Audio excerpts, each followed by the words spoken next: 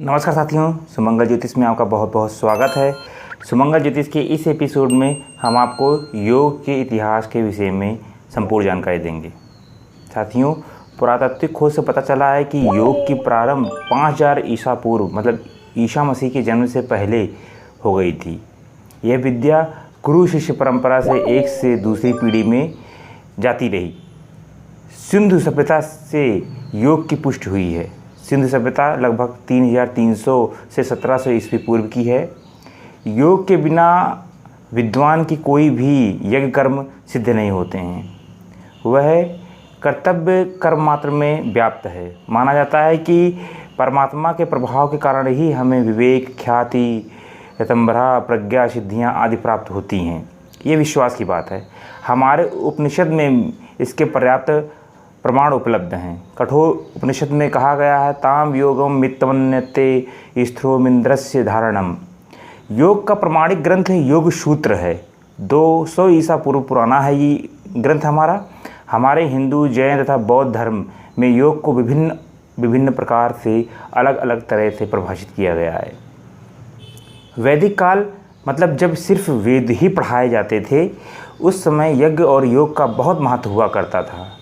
उस समय 4 आश्रम हुआ करते थे और उसमें अलग अलग शिक्षाएं प्रदान की जाती थीं। जैसे ब्रह्मचर्य में वेद और योग की शिक्षा, शस्त्र ज्ञान की शिक्षा दी जाती थी।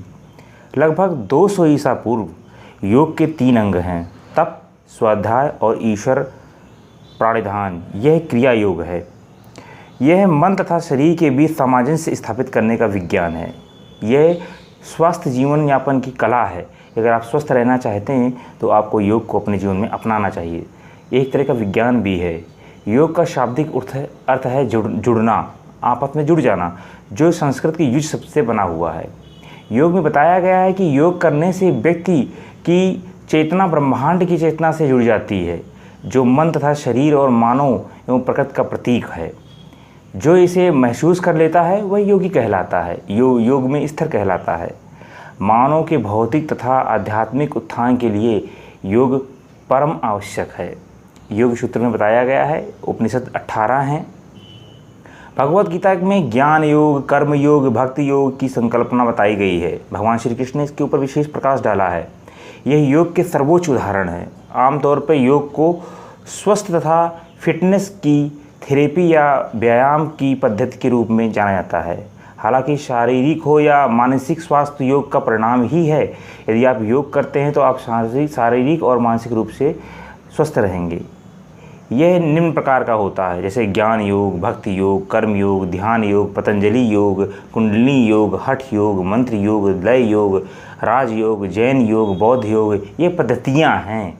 अच्छे स्वास्थ्य के लिए निम्न योग हैं, जैसे यम, नियम, आसन, प्राणायाम, प्रत्याहार, धारणा, ध्यान और समाधि। बंध एवं मुद्राएं भी हैं। षटकर्म युक्त आहार युक्त कर्म, मंत्र जप। यम को अंकुश कहा जाता है तथा नियम को आचार कहा जाता है, जिसमें मैंने पहले आपको ये बताया है कि यम नियम क्या होते हैं। यह योग की पहली पीढ़ी है। यह योग की पहली सीढ़ी है। अब आसन शरीर तथा मन की स्थिरता लाने के लिए सक्षम है। मतलब यदि आप आसन करते हैं तो आपके मन की स्थिरता बढ़ने लगेगी, आपका शरीर स्वस्थ रहेगा।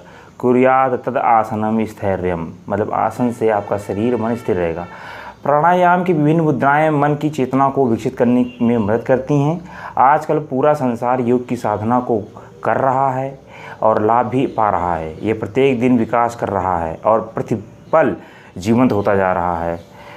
कर्म योग में शरीर से संबंधित है, भक्ति योग में भावना से संबंधित है, ज्ञान योग मन और बुद्धि से संबंधित है और क्रिया योग ऊर्जा से संबंधित है, जिसमें आप कार्य करते हैं। साथियों, आशा करता हूं कि योग के विषय में आपको जानकारी मिली होगी, आप इससे संतुष्ट होंगे। तो वीडियो कमेंट बॉक्स में हरे कृष्णा से लिखें। वीडियो देखने के लिए बहुत धन्यवाद। हरे कृष्णा।